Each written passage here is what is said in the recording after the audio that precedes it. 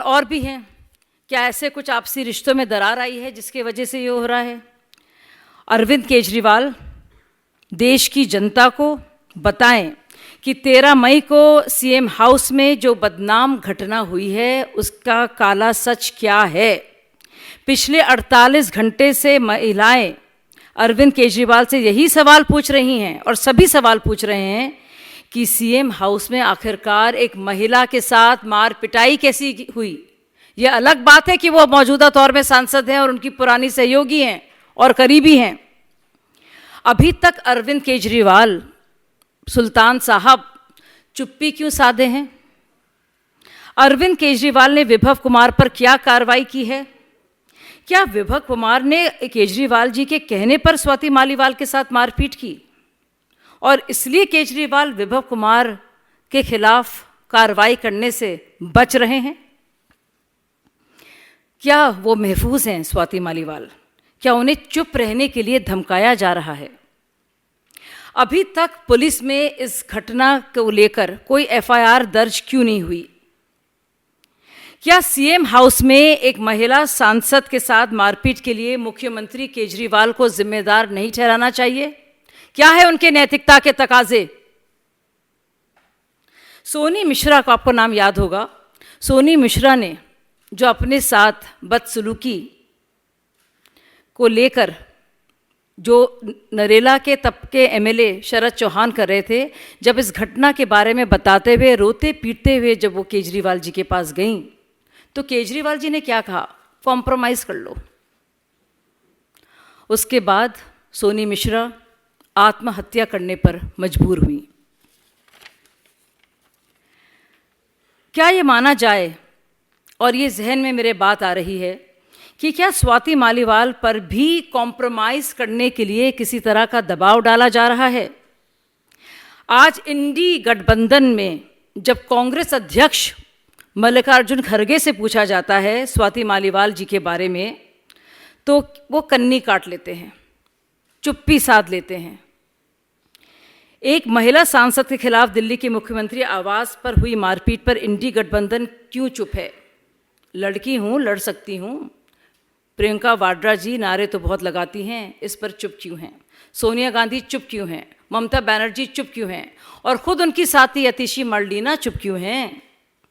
क्या INDI alliance के poster boy Kejriwal ji को लेकर इंडी अलायंस के बाकी नेता कुछ उनसे सवाल जवाब करेंगे कि इस बात पर वो मौन रखेंगे?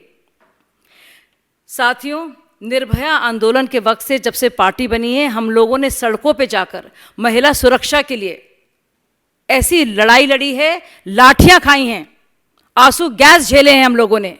और आज का दिन ये कि दिल्ली के मुख्यमंत्री के घर पर, शीश महल के सुल्तान के घर पर बाकायदा मार पिटाई हो रही है और अभी तक कोई साफ सुथरा जवाब नहीं मिल पा रहा है। सीधे तौर से ये पता नहीं चल पा रहा है कि उस 13 मई के दिन सुबह के वक्त क्या हुआ जिसने मजबूर किया स्वाति मालीवाल को 2 इमरजेंसी फ़ोन कॉल करने पर और फिर पुलिस थाने जाने पर। धन्यवाद। I would like to say that it is indeed shocking that Kejriwal is quiet on this issue, that it has happened not once but even before, that there are actual cases of misbehavior, of actual beating, physical assault, and they go on within the confines of Sheesh Mahal of Sultan Kejriwal Sahab. Swati Maliwal, who happens to be the Rajya Sabha MP, who was heading the Delhi Commission for Women, and who has been a close confidant and a member of India Against Corruption, before that Kabir and Parivartan NGOs, and then Aam Aadmi Party, has indeed stated through her phone logs, it's obvious that she has been beaten up at the behest of CM Kejriwal. उनके कहने पर उनके साथ मार पिटाई हुई. And it is to be seen that Kejriwal has been quiet for the last 48 hours. The poster boy of India Alliance should answer, and their basic answers that Priyanka Gandhi, Mallikarjun Kharge, Sonia ji, Mamta ji, and others should ask of them. What makes them so quiet at this point of time? Folks, I've been saying this for a long time, and I have seen this sinister and sordid state of affairs within the party. I have witnessed this firsthand. Yes, I have witnessed it firsthand on many occasions, which is why, for people like me, it was untenable to stay on. Now all of you can see how sordid and how murky situation is in Aam Aadmi Party and what actually goes on there. And this has not happened for the first time. Imagine this is happening on the watch of Chief Minister in his residence, which is Chief Minister House. And never before in the history of independent India have we heard of a chief secretary being beaten up and a Rajya Sabha MP, a woman MP, being assaulted by Chief Minister's PA, so to speak. I know all the characters very well.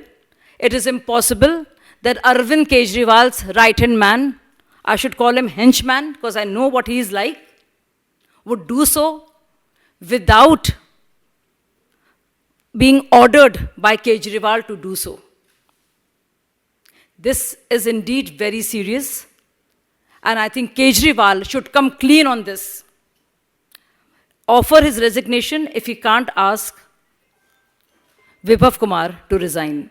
We also would like to know as to how Swati Maliwal is. Is she safe? Is she being intimidated?